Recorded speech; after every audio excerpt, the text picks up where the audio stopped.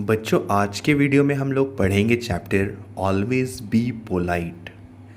इस चैप्टर को पढ़ने के बाद हम लोग बहुत सारी अच्छी बातें सीखेंगे। वैसे मैं आपको बता दूं, पोलाइट का मतलब क्या होता है। पोलाइट का मतलब होता है अच्छे से बातें करना, शांत होकर बातें करना, किसी भी चीज़ को लेकर गुस्सा ना करना। ये सारे क्वालिटीज़ को बोलते हैं पोलाइट। ठीक है, शांत रहना। तो ये सब पोलाइट के अंदर आता है। तो और हमें हमेशा क्या रहना चाहिए, हम लोग को ऑलवेज भी पोलाइट रहना चाहिए, चाहे सिचुएशन कोई भी हो। ठीक है, तो चलो अब हम लोग लाइन बाय लाइन इस चैप्टर को पढ़ते हैं और अच्छी अच्छी बातें सीखते हैं। Read this story about a baby monkey to know how he learns to be polite. अब हम लोग कहानी पढ़ेंगे एक बेबी मंकी के बारे में, और हम लोग जानेंगे कि कैसे वो बेबी मंकी जो है वो पोलाइट हुआ। ये सीखा कि शांत कैसे रहा जाए, दूसरों से अच्छे से बातें कैसे की जाए। द मैजिक केव। केव का मतलब होता है गुफा, और मैजिक का मतलब होता है जादुई। तो एक जादुई गुफा। गुफा में कौन रहता है? तो पहले ज़माने में गुफा के अंदर अर्ली मैन्स रहते थे, और गुफा में जो है वो शेर रहता था, अभी भी रहता है। ठीक है ना। तो चलो अब हम लोग पढ़ते हैं लाइन बाय लाइन इस चैप्टर को। A long time ago a baby monkey was walking through a forest. एक बहुत पुरानी बात है। एक जो बेबी मंकी था, एक बंदर का बच्चा था, वो जा रहा था जंगल की ओर से। Suddenly he rich a cave with a door on it. और फिर वो एक गुफा के पास पहुंचा उस जंगल में, और वो गुफा का जो दरवाज़ा था वो बंद था। There was a sign on the door, और उस दरवाजे में एक साइन लगा हुआ था। द साइन सेड, और उस साइन में लिखा हुआ था, आई एम अ मैजिक कैव। मैं एक जादुई गुफा हूँ। से the magic word you can enter. और तुम अगर जादुई बात इसमें बोल दोगे तो तुम इसके अंदर घुस सकते हो, ऐसे तुम इसके अंदर नहीं आ सकते। The monkey was surprised.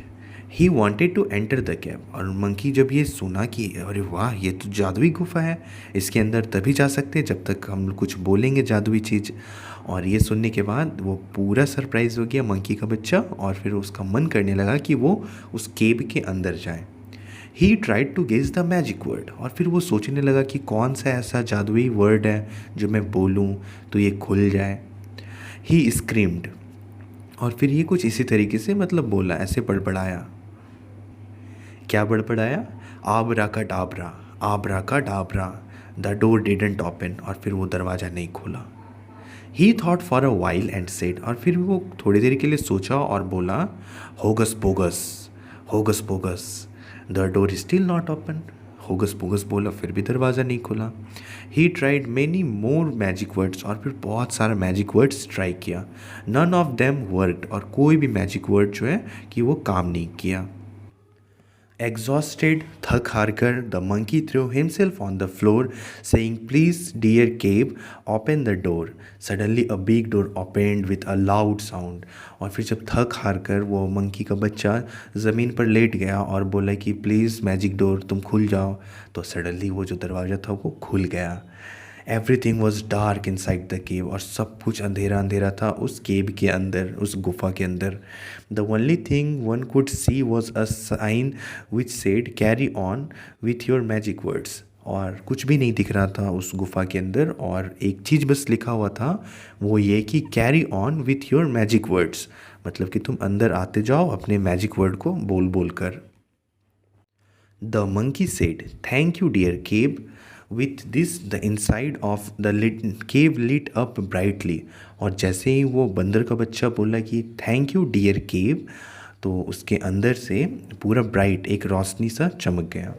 There was pathway leading a big pile of toys and chocolate. और एक रास्ता जा रहा था, और उस रास्ते से जाने के बाद बहुत सारा टॉयज़ था, खिलौना था, और बहुत सारे चॉकलेट्स थे।